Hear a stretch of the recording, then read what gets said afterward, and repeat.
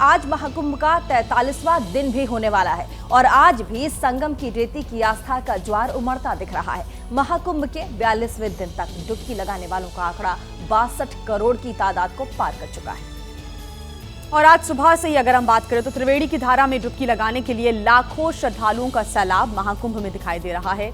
सुबह से ही संगम के तट पर श्रद्धालुओं का स्नान जारी है। ये 6 तस्वीरें भी लगातार हम आपको दिखा रहे हैं। आज एक बार फिर विशेष सफाई अभियान भी चलाया जाएगा और इस अभियान के जरिए एक नया वर्ल्ड रिकॉर्ड बनाने की तैयारी है। अभी भी श्रद्धालुओं का महाकुंभ आने का जो सिलसिला है वो लगातार ही जारी है। ऐसे में रेल मंत्री अश्विनी वैष्णव ने भी रविवार को नई दिल्ली रेलवे स्टेशन पर व्यवस्थाओं का जायजा लिया। नई दिल्ली रेलवे स्टेशन पर मची भगदड़ के बाद से रेलवे की ओर से कई एहतियाती कदम उठाए जा रहे हैं। और देखिए, प्रयागराज महाकुंभ के समापन में महज 3 दिन बाकी हैं, लेकिन महाकुंभ में आस्था की डुबकी लगाने की ललक श्रद्धालुओं में कम होने का नाम नहीं ले रही। रविवार को संगम में आस्था की डुबकी लगाने के लिए श्रद्धालुओं की भारी भीड़ उमड़ी, जिन्होंने त्रिवेणी की पावन धारा में स्नान किया। वहीं आज भी महाकुंभ में आस्था की डुबकी लगाने के लिए श्रद्धालुओं का सैलाब उमड़ता दिख रहा है। देखिए,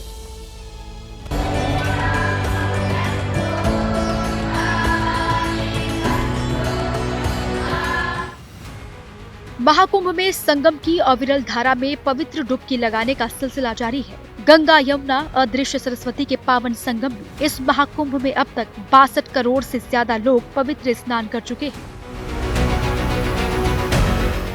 और अब महाकुंभ के समापन में महज 3 दिन बाकी है। ऐसे में श्रद्धालुओं का सैलाब और भी ज्यादा तेजी से उमड़ रहा है।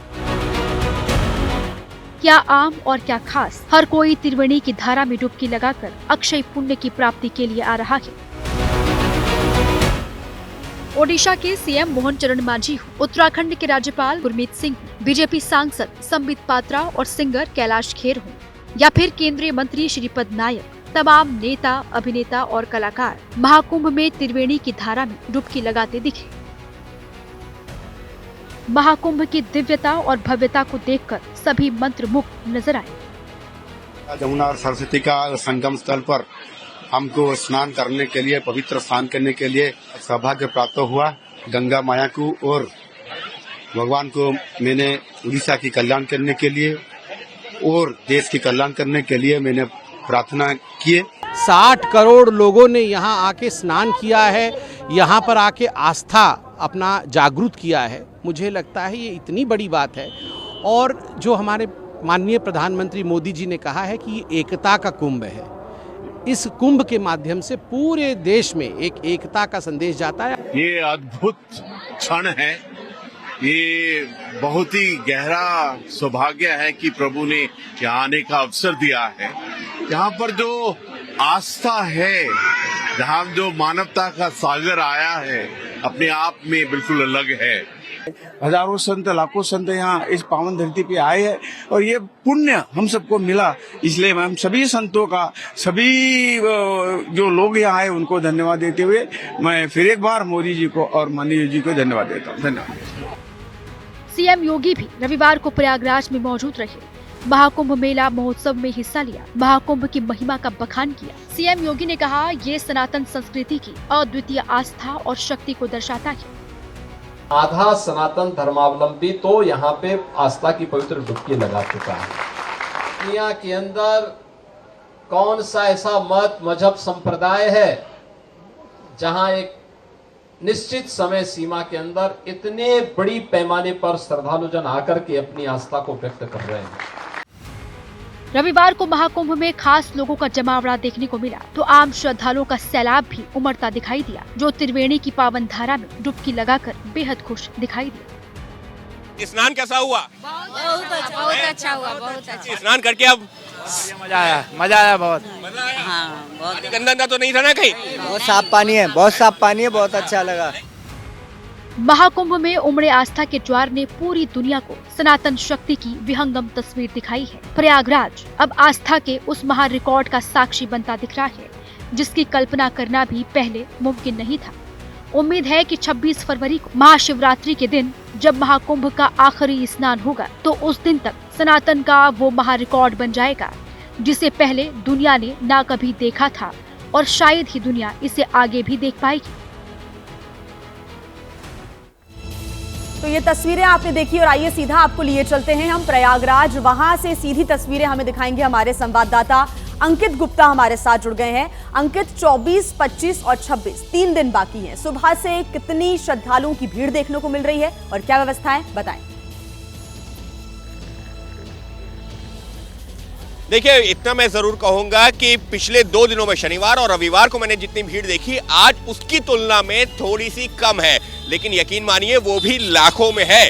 और इसका अंदाजा इसी से लग जाता है कि अब तक 62 करोड़ लोग यहाँ स्नान कर चुके हैं और अभी भी श्रद्धालुओं का जो लीला है वो चला जा रहा है। बस फर्क इतना है कि आज 2 दिनों से अगर हम कंपेयर करते हैं तो हाँ, हमको कम भीड़ दिख रही है, लेकिन उसके बावजूद भी यहाँ से लाखों लोग गुजर चुके हैं और अभी भी जो है पीछे से लाखों लोग जो है उधर बढ़ रहे हैं आगे। तो हर एक दिन जब जिस दिन कम भी होता है उस दिन भी 60, 70, 80 लाख और जब कम होता है तब 1 करोड़ लोग स्नान कर रहे हैं। इसी से अंदाजा लगाइए कि यहाँ पर आने वाले श्रद्धालुओं की संख्या क्या है। और फिलहाल इस वक्त जहाँ पर हम मौजूद हैं, यहाँ से संगम तट की दूरी करीबन 6 से 7 किलोमीटर की है।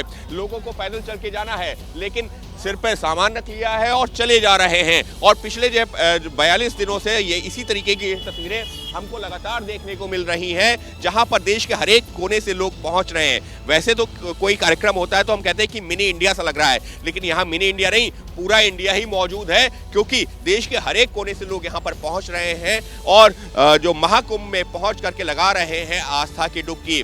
तो ऐसे में जब 26 तारीख को जब स्नान कंप्लीट होगा, तब तक ये आंकड़ा 65-66 करोड़ के पार पहुंच जाए तो कहना अतिशयोक्ति नहीं होगी। और इसी वजह से यहाँ पर उमड़ता है, जो सवाल यहाँ पर बनता है वो ये कि देश ने 2 भगदड़ कुंभ के नाम पर देख लिए।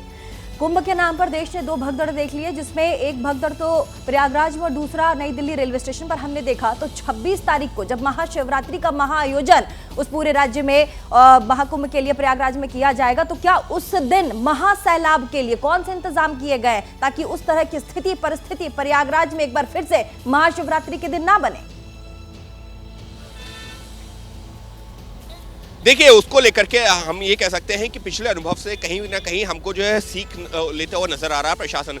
वजह क्या है, यहाँ पर जैसे ही भीड़ कम होती है, थोड़ी सी भी भीड़ कम लगती है, तो जो गाड़ियों का मूवमेंट है, जो टू व्हीलर्स हैं या फिर जो ऐसे वाहन है जिसमें जो है लोग आ रहे हैं, उनको छोटे वाहनों को एक रास्ते से निकलने की अनुमति दे दी जाती है। और दूसरी तरफ जो पैदल चलने वाले लोग हैं उनके लिए भी जो सड़क की 2 लेन है उनके लिए रखी गई हैं और एक लेन जो है इस वक्त देख सकते हैं कि वहां पर गाड़ियां भी आ रही हैं, लेकिन अमूमन वो छोटी गाड़ियां हैं। तो प्रशासन की कोशिश क्या है? प्रशासन की कोशिश ये है कि जब एक साथ 25 और 26 यानी कि कल और परसों, बिल्कुल अंकित, प्रशासन की कोशिश यही है कि सब कुछ व्यवस्थित रूप से यहाँ पर सुचारू रूप से लोगों जो यहाँ की भीड़ देखने को मिल रही है वो अच्छे से श्रद्धालु अपनी आस्था की डुबकी यहाँ पर लगा सके। आगे आपसे अपडेट्स हम लेते रहेंगे। फिलहाल शुक्रिया अंकित तमाम जानकारी के लिए। तो महाकुंभ में श्रद्धालुओं की आस्था ने सारे रिकॉर्ड्स तोड़ दिए हैं। आस्था का ये महापर्व अपने आखिरी चरण में पहुंच चुका है। और साथ ही देखिए, 26 फरवरी को महाशिवरात्रि के दिन महाकुंभ का समापन भी हो जाएगा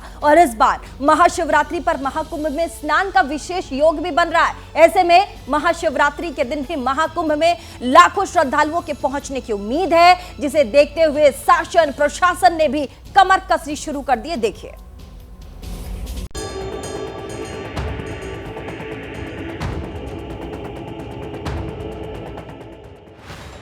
महाकुंभ के समापन में भले ही सिर्फ 3 दिन बाकी हो, लेकिन श्रद्धालुओं के उमड़ते सैलाब से ऐसा लग रहा है मानो महाकुंभ की अभी शुरुआत हुई है। महाकुंभ का समापन 26 फरवरी को महाशिवरात्रि के दिन होगा, बहुत विशेष योग के साथ। धर्माचार्यों और ज्योतिषाचार्यों के मुताबिक इस बार महाशिवरात्रि पर महाकुंभ स्नान पुण्य प्राप्ति का विशेष योग लेकर आया है। इस दिन शिवरात्रि के दिन शिव योग होना बड़ा चमत्कारिक और अद्भुत है। इतने शुभ ग्रहों का प्रभावी होना इस कुंभ के समय पूरे देश के लिए, पूरे विश्व के लिए महाकल्याणकारी है। नया वर्ल्ड ऑर्डर आएगा, दिव्य लोगों का वर्चस्व बढ़ेगा, अच्छे लोगों का वर्चस्व बढ़ेगा। महाशिवरात्रि पर बन रहे इस विशेष योग की वजह से 26 फरवरी को भी महाकुंभ में श्रद्धालुओं की भारी भीड़ जुटने के कयास लगाए जा रहे हैं। ये महाकुंभ का आखिरी स्नान होगा, ऐसे में भारी संख्या में श्रद्धालुओं के पहुंचने की उम्मीद जताई जा रही है। ऐसे में आस्था के समंदर को संभालना बहुत बड़ी चुनौती होगा। महाशिवरात्रि के लिए हमारी तैयारी जो है वो मौनी अमावस्या के लेवल पर है। तीन पिलर्स हैं हमारी तैयारी के। कैपेसिटी जो इन्हेंसमेंट है, पैसेंजर एमिनिटीज़ अवेलेबिलिटी है और रनिंग ऑफ स्पेशल रैक्स है।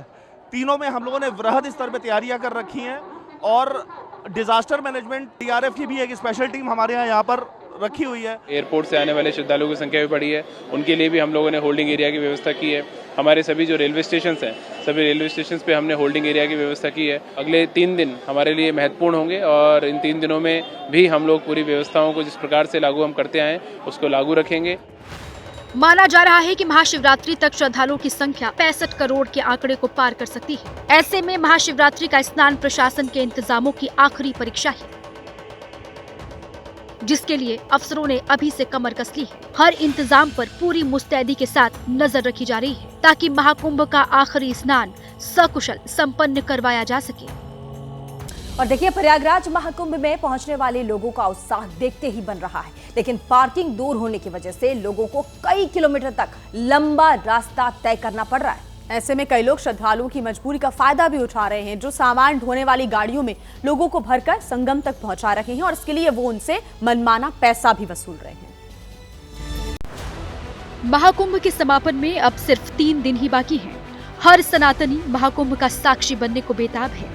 श्रद्धालुओं की भारी भीड़ है और सनातन के प्रति इस समर्पण ने कुछ लोगों को सरेआम लूट का अवसर दे दिया है। जरा इन तस्वीरों को देखिए। श्रद्धालुओं को सामान ढोने वाली गाड़ियों में ठूसा जा रहा है, मनमाना पैसा वसूलकर संगम तट के पास छोड़ा जा रहा है। ये देखिए, अब एक तस्वीर आपको दिखाते हैं। ये आप देखिए कि गाड़ी पर इतनी सवारी है कि गाड़ी पंचर हो चुकी है पूरी तरह से। ये आप देखिए कि किस तरह से गाड़ी बैठी जा रही है, झुकी जा रही है, लेकिन इतने सारे लोग हैं कि आप हालत आप देखिए कि कहाँ पर जा रहे हो आप लोग? बेला कसार पार्किंग जा रहे हैं यार घर। 25,000 हम बुक करके ले जा रहे हैं। 25,000? हाँ, पुलिस वाले ने कराया है वहाँ पे। ये आप देखिए, ये स्थिति है इस वक्त गाड़ियों की।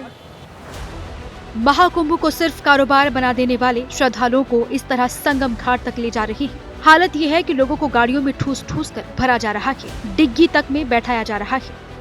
ये आप देखिए अब किस तरह से एक सीट पर 2-2 लोग बैठे हुए। नहीं साधन मिल रहा आप लोगों को, तभी एक सीट पर आप 2-2 लोग बैठे हो। न भैया, नहीं मिल रहा, कुछ भी नहीं है यहाँ साधन का, दिन से कोई साधन नहीं है, कुछ नहीं है।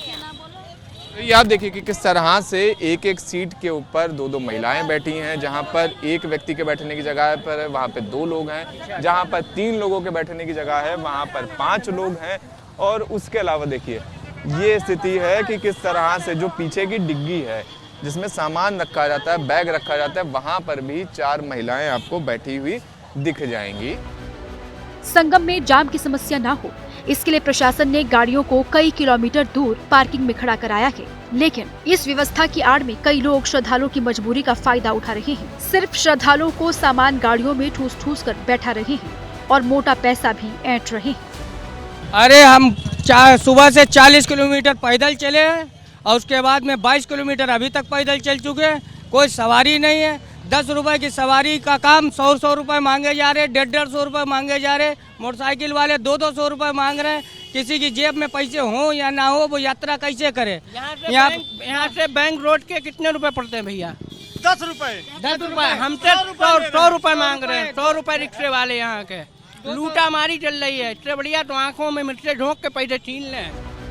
हैरानी की बात तो ये है कि सामान ढोने वाली गाड़ियों में श्रद्धालुओं को सरेआम इसी तरह से संगम तट पर ले जाया जा रहा है, लेकिन उसके बावजूद प्रशासन को ये सब नजर नहीं आ रहा। प्रयागराज से शिवांक मिश्रा के साथ ब्यूरो रिपोर्ट, एबीपी न्यूज।